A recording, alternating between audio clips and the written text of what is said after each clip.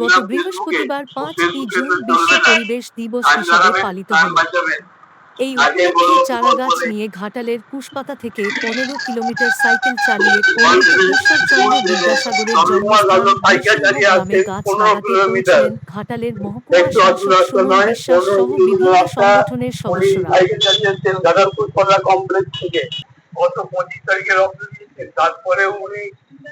Cycle চালান, সুস্থ থাকুন, গাছ লাগান, পৃথিবীকে সুস্থ রাখুন, পরিবেশের প্রতি মানুষকে এমন বার্তা দেন ঘাটালের মহকুমা শাসক।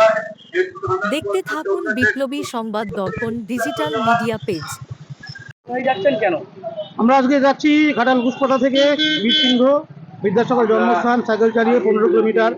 আজকে বিশ্ব পরিবেশ দিবস, পরিবেশের প্রতি বার্তা দেওয়ার জন্য আমাদের আজকের আয়োজন। আপনারা সবাই সাইকেল চালান, সুস্থ থাকুন, গাছ লাগান, পৃথিবীকে সুস্থ রাখুন।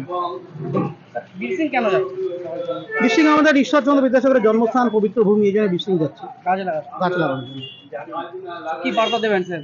সবাই এগিয়ে আসুন, সবাই গাছ লাগান। আজকে গাছটা কোনো সরকারি উদ্যোগ নয়, আজকে গণ উদ্যোগে গাছ লাগানো। সবাই নিজের মতো গাছ নিয়ে আসছে, অনেক সংস্থা এসছে তারা গাছ লাগাতে, পৃথিবীকে সবুজ করার জন্য, বীরসিংহকে সবুজ করার জন্য।